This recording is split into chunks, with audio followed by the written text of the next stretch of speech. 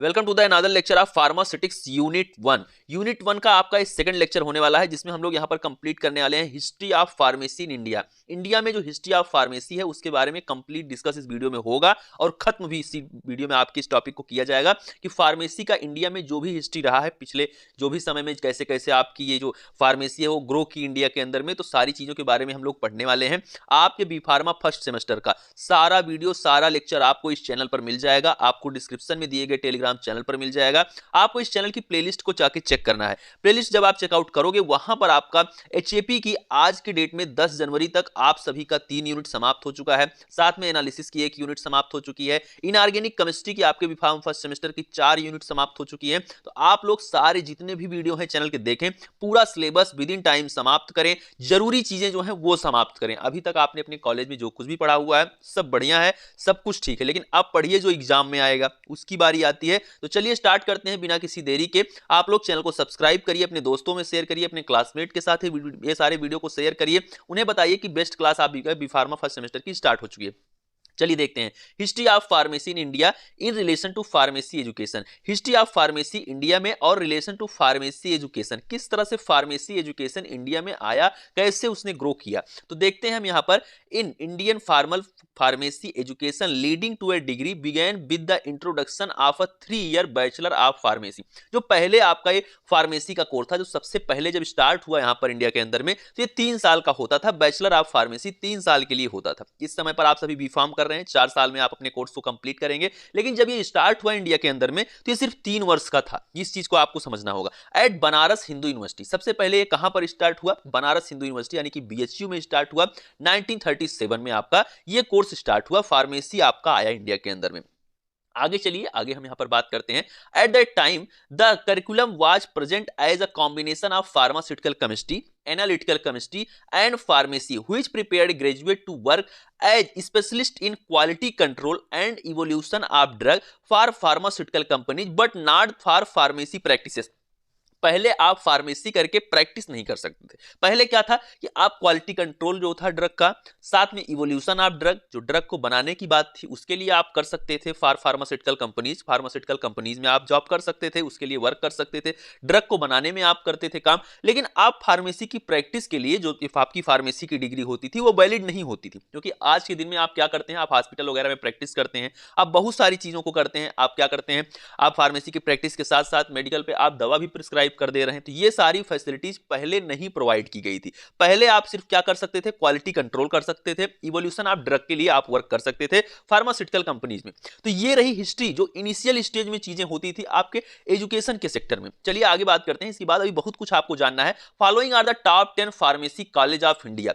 आपके मन में हमेशा सवाल रहता है, आप लोग हमेशा पूछते रहते हैं, जब आपका काउंसलिंग हुआ, आपका एडमिशन हुआ, तो आप हमेशा यही पूछते थे कि इंडिया के अंदर ऐसे कौन से 10 टॉप 10 जो आपके कॉलेज हैं, टॉप 10 कौन से कॉलेज हैं, या फिर आप पूछते थे टॉप के कौन से कॉलेज हैं जहां पर मेरा प्लेसमेंट हो जाए, मेरा 40 लाख का पैकेज लग जाए, 50 लाख का पैकेज लग जाए आफ्टर बी फार्मा, तो मैं कहां से फार्मेसी करूं। बहुत सारी सवाल आपके मन में होते हैं। बहुत सारे सवाल ऐसे भी होंगे कि मैं अपने फैमिली मेंबर में या किसी को आने वाली जनरेशन में फार्मेसी कोर्स को करवाऊंगा जहां पर बेस्ट अपॉर्चुनिटी होगी। आपकी शिकायत होती है मेरे कॉलेज में प्लेसमेंट नहीं हो रहा है, 4 लाख की भी प्लेसमेंट नहीं जा रही। तो देखिए, खैर प्लेसमेंट के हिसाब से नहीं है जो आपकी दिया गया है, लेकिन कहीं ना कहीं एजुकेशन का जो प्रभाव है वो आपकी पढ़ाई पर, आपकी अर्निंग पर अल्टीमेट जो होता है वो पड़ता ही पड़ता है। लास्ट में क्या होता है, आपके सभी चीजों पर प्रभाव डालता है जो आपका एजुकेशन होता है। तो हम जानते हैं टॉप 10 के कौन से फार्मेसी कॉलेज हैं इंडिया के अंदर में। चलिए देखते हैं। जो कि यहां पर जो पहला कॉलेज आता है वो department of pharmaceutical engineering institute of pharmacy, Banaras Hindu university, यानी कि आपके बीएचयू के अंदर में सबसे पहले जो आपका फार्मेसी कोर्स था वो आपका आया 1957 में, जो कि स्टार्ट हुआ इंडिया के अंदर में, जहां पर बी फार्म, एम फार्म और पीएचडी कोर्स आपका करवाया जाता है बीएचयू के अंदर में। बी फार्म है, एम फार्म है और पीएचडी है। ध्यान दीजिएगा, यहीं से फार्मेसी कॉलेज, फार्मेसी यूनिवर्सिटी आप एक तरीके से कह सकते हैं कि यहीं से शुरुआत हुई। ठीक है। फिर उसके बाद जो दूसरा आपका कॉलेज आता है इस टॉप 10 की रैंकिंग में, वो आता है department of pharmacy, Madras medical college, Chennai. Chennai का आपका एक कॉलेज है जो कि आपका किस लिए है, ये भी आपका फार्मेसी के लिए। इसकी सेकंड रैंकिंग है इंडिया में।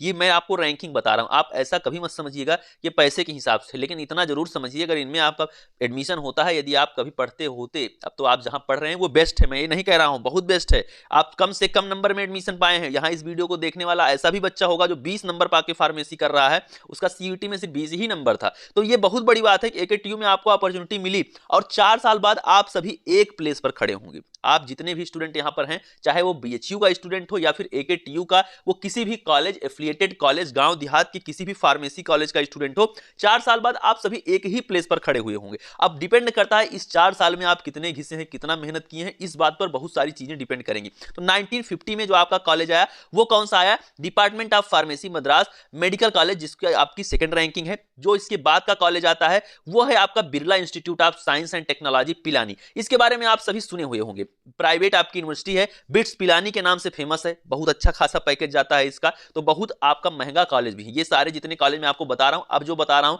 प्राइवेट का ये कॉलेज जो बिट्स पिलानी है, बहुत महंगा कॉलेज है। यहां से फार्मेसी का चार्ज एमबीबीएस के इक्वल चला जाता है। आप इतना समझिए, इतना महंगा कॉलेज है कि एमबीबीएस जितने में आप प्राइवेट करते हैं उतना चार्ज लगभग चला जाता है इस बिट्स पिलानी में आपको बीफार्म करने के लिए। तो आप इसकी वैल्यू से अंदाजा लगा सकते हैं कि जितना आप इन्वेस्ट करेंगे उतना आप निकालेंगे। फिर उसके बाद क्या था? 1951 college of pharmaceutical science Andhra university of Visakhapatnam, state university है जिसकी आपकी यहां पर 4th रैंकिंग है। इसके बाद जो आपका 5th कॉलेज आता है वो है आपका department of pharmacy central pharmaceutical doctor H S. Gour university of Saugor, ये है इसके बाद। उसके बाद आपका जो अगला कॉलेज आता है वो है आपका 1956 में स्टार्ट हुआ department of pharmacy state pharmaceutical state science Nagpur university में। फिर उसके बाद जो अगला कॉलेज आपका है फार्मास्यूटिकल डिपार्टमेंट स्टेट यूनिवर्सिटी है, ये भी आपकी मुंबई के अंदर में। फिर उसके बाद जो आपका अगला कॉलेज आता है वो है department of pharmaceutical state technical Jadavpur university आपका कोलकाता में है।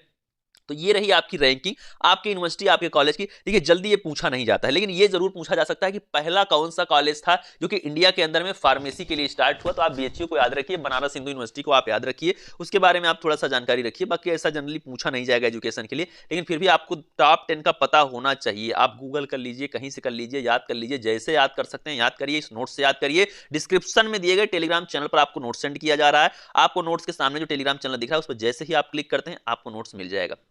अब चलिए देखते हैं, ये बात हो गई एजुकेशन सेक्टर में फार्मेसी की हिस्ट्री, कैसे इंडिया के अंदर में हुआ सब कुछ।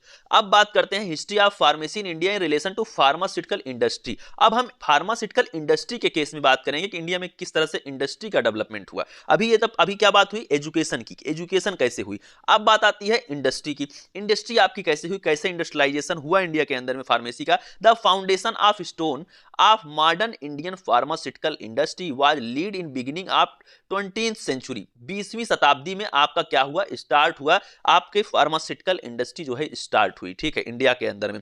व्हेन इन 1901 में a small factories known as Bengal chemical and pharmaceutical, जो पहली कंपनी स्टार्ट हुई, एक छोटी सी फैक्ट्री स्टार्ट हुई 1901 में, Bengal chemical and pharmaceutical work as established in Calcutta, ठीक है, कोलकाता जिसको हम इस समय बोलते हैं। तो कोलकाता में आपका क्या हुआ? ये स्टार्ट हुआ बंगाल केमिकल एंड फार्मास्यूटिकल के नाम से एक छोटी सी फैक्ट्री स्टार्ट हुई। Before that century was dependent largely on UK, France and Germany for its requirements and drug and medicine. इसके पहले क्या था? जो भी दवाइयां इंडिया में बिकती थी वो क्या थी? यूके से, फ्रांस से और जर्मनी से आती थी। जो भी दवाओं की आवश्यकता हमें होती थी अपने देश में, इस समय इंडिया बहुत ज्यादा दवाएं एक्सपोर्ट करता है।